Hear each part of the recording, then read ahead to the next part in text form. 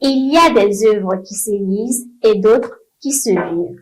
L'homme seul de Joël Ouédraogo fait partie de ceux-là. Un récit bouleversant, plongé dans la solitude, la survie et la tragédie.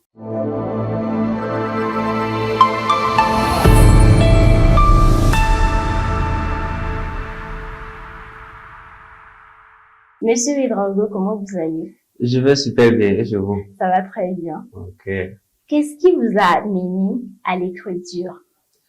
D'abord, il faut dire que avant d'écrire, je suis un fervent lecteur. D'accord. Voilà, je lis beaucoup les livres et il en va de soi que quand tu lis beaucoup, à un moment donné, tu voudras essayer de poser sur un papier ce que tu as en tête. Donc, c'est l'une des principales raisons, en tout cas, qui m'ont poussé à écrire. D'accord. Et qu'est-ce qui vous a inspiré à écrire l'œuvre L'homme seul? Ok, pour l'homme seul, je vais dire que c'est d'abord la réflexion sur la condition humaine. D'accord. Voilà, j'ai d'abord voulu tester, si on peut le dire ainsi, tester la limite de l'homme.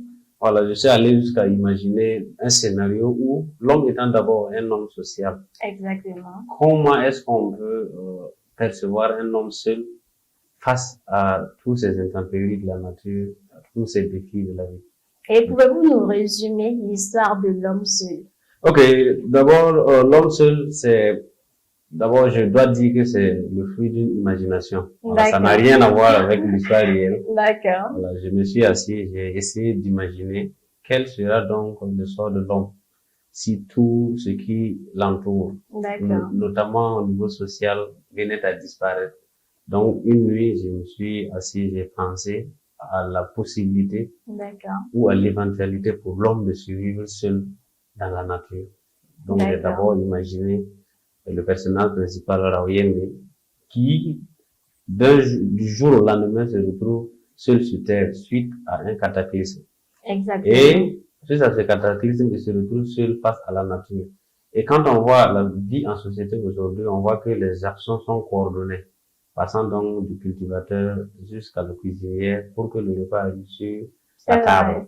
Maintenant, imaginons donc le cas où l'homme se retrouve seul à être et le cultivateur et la personne qui va récolter, aller broyer, faire la nourriture, jusqu'à tous ces scénarios. Est-ce qu'un seul homme peut le faire? Voilà, c'est cette réflexion-là qui m'a poussé à mettre sur papier. Et vous avez dit tout de suite que c'est de la pure imagination. Oui, moi, j'ai envie de savoir, comment est-ce que vous avez travaillé la psychologie du personnage étape par étape? Ok, d'abord, pour le personnage, comme c'est une imagination, il faut qu'on essaie d'approcher ça le plus possible à la réalité. Et d'abord, vous allez voir que dans un premier temps, c'est comme nous, les hommes en société. Si tu es fait face à un problème, d'abord, dans les premiers instants, tu ne te rends pas compte du problème. Je prends l'exemple, quelqu'un qui perd son papa, par exemple. Dans les premiers instants, les 30, 45, disons la première journée, il ne va pas se rendre compte du problème dans lequel il est. C'est la même chose pour Raouyende. Dans un premier temps, quand tout s'est chamboulé, il s'est dit, bon, ok, c'est arrivé, peut-être qu'il y a forcément des survivants quelque part. Donc, il va faire avec, et voilà pourquoi il a commencé sa marche pour essayer de se retourner vers d'autres contrées, pour voir s'il va trouver des survivants. Et le temps passe, il se rend compte que il se pourrait qu'il soit le seul être vivant. Donc, immédiatement, c'est la prise de conscience qui va venir. Voilà, il prend conscience maintenant que bon, je suis seul, j'accepte cette réalité, maintenant, je vais faire face au défi. D'accord.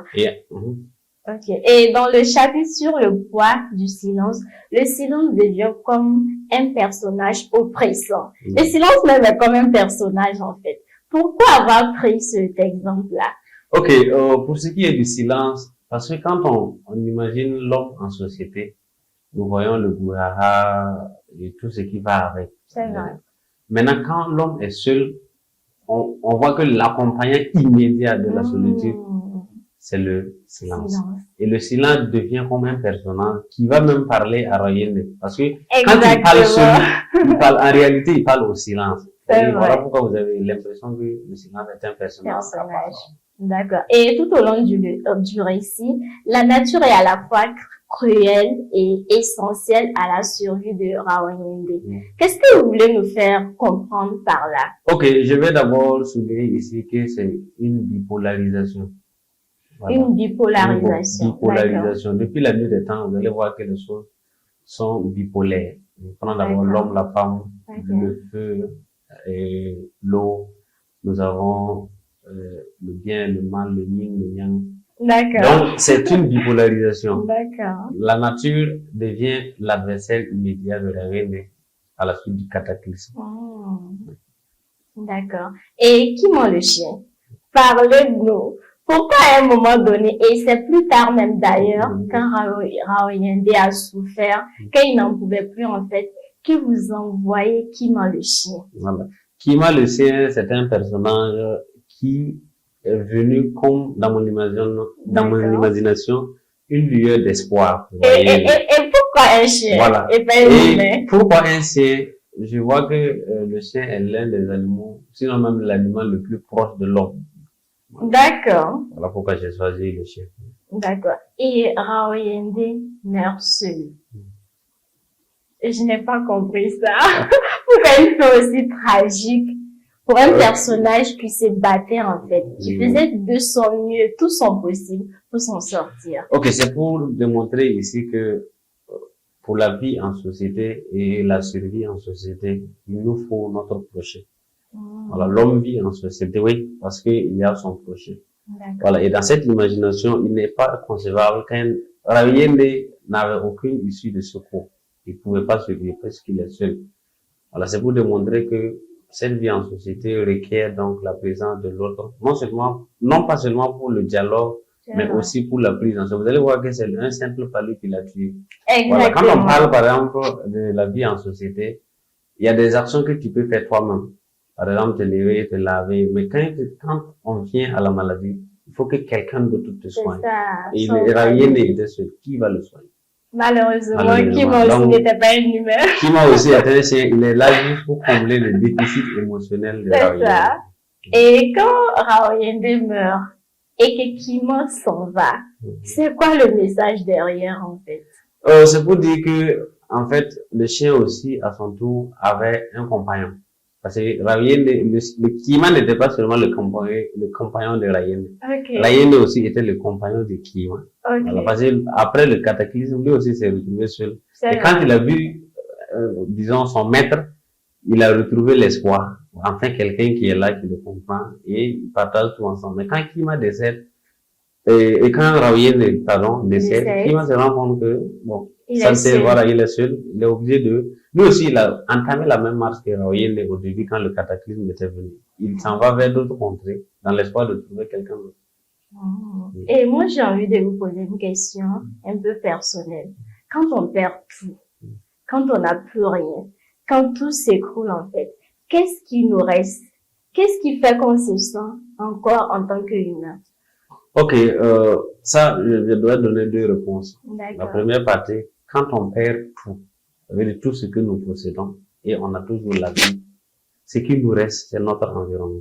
Vous allez voir que quand Rawayende a tout perdu, il a perdu ses frères, ses sœurs, sa famille, toute la communauté. Il s'est retrouvé seul face à la nature. Ce qui lui reste, c'est les arbres. Ce qui lui reste, c'est la nature, c'est l'eau, c'est les roches. Et la nature le rendait souvent malade. La nature, oui, c'est le rôle de la nature. La nature, soit nous blesse, soit nous guide. C'est ça. Et la deuxième réponse, quand on a tout perdu, y compris la vie, ce qui nous reste, c'est notre passé. Ce qui nous reste, c'est notre histoire. Vous allez voir que Rawayende, juste avant de mourir même, il a grillé quelques écritures sur le tronc d'un arbre, juste pour laisser des traces de son existence. Au cas où, dans un futur lointain ou proche, s'il y a une vie qui venait à venir, qu'il puisse encore se rendre compte que jadis quelqu'un qui s'appelait Rawayende a subi. Donc l'homme, depuis la nuit des temps, même nous en tant que parents, l'une des raisons pour lesquelles les hommes aussi font des enfants, ça c'est ma pensée personnelle, c'est pour pouvoir laisser une trace sur terre. Et l'histoire aussi a révélé que la plupart du temps, les gens cherchent à impacter le monde pour pouvoir garder leur trace sur terre. Donc tout ce qui nous reste, ce soit la nature quand on a tout perdu sauf la vie, ou notre histoire quand on a tout perdu, y compris la vie. D'accord. Et est-ce que L'homme seul est votre seule œuvre? Non, L'homme seul, je pense que c'est le quatrième.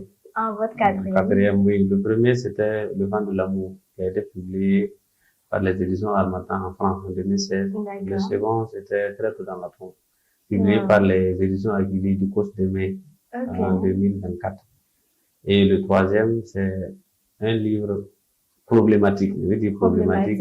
C'est écrit depuis 2014, mais personne ne veut publier. Les maisons d'édition le refusent de publier parce que ça aborde une question un peu délicate. Délicate. Ouais.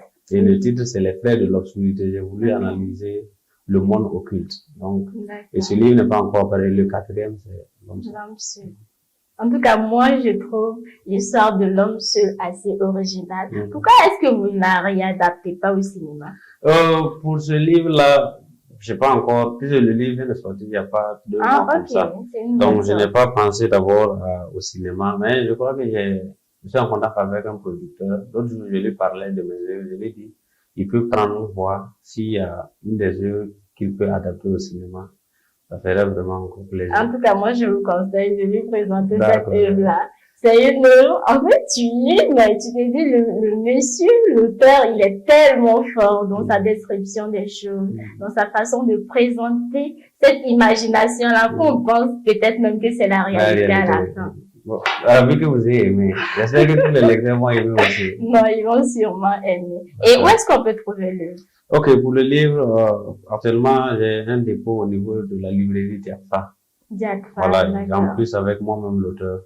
Je compte aussi faire des dépôts au niveau de Harmattan Burkina et la librairie de la jeunesse. D'accord. Vous dites qu'on peut retrouver l'œuvre avec vous également. Est-ce que vous pouvez laisser un contact? Oui, pour le contact, c'est le 71 80 85 30. Il y a aussi un autre WhatsApp, 69 26 60 99. D'accord. Monsieur Ouédraogo, est-ce que vous avez un dernier mot? Oui, j'ai un dernier mot, puisque récemment, la semaine dernière, je suis allé postuler pour le premier, pour la catégorie du prix roman. Au niveau de la philo qui va se tenir en novembre. D'accord. Donc, j'ose espérer que je vais valider ce prix-là, qui va couronner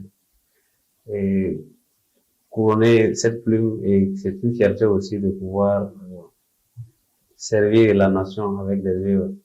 Et aussi, je voudrais inviter toute la jeunesse à lire. La chose la plus dramatique pour nous, les écrivains burkinabés, c'est que les gens ne veulent pas lire.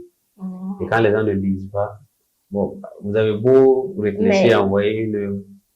Est-ce que vous faites assez la promotion des œuvres? Parce que pour qu'on lise une œuvre, il faut qu'on la connaisse même d'abord. Il faut qu'on sache que l'œuvre même existe. Donc, pour ce qui est de la promotion, en tout cas, je sais que les affaires de l'audiovisuel accompagnent beaucoup les écrivains, notamment RTB, Savane FM, qui ont des émissions spéciales même pour des écrivains. Voilà, ils accompagnent sans relâche. Et aussi au niveau étatique, ils voient que au niveau de la Bibliothèque nationale, ils sont en train de réaménager. Il y a aussi la filière qu'on organise et les différents foires de l'écrivain. Exactement. Donc, je pense que pour la communication, et aussi il y a nos pages Facebook qu'on utilise trop souvent avec les boossages et autres. Donc, je pense que la communication, quoiqu'elle ne soit pas aussi grandiose, elle est faite.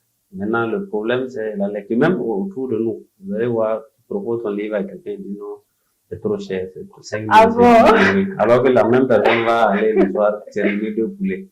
Donc, ce qui est dramatique, les gens préfèrent plus mettre quelque chose dans leur ventre que dans la tête. Alors que Victor Hugo a dit que la lecture, c'est comme manger et respirer.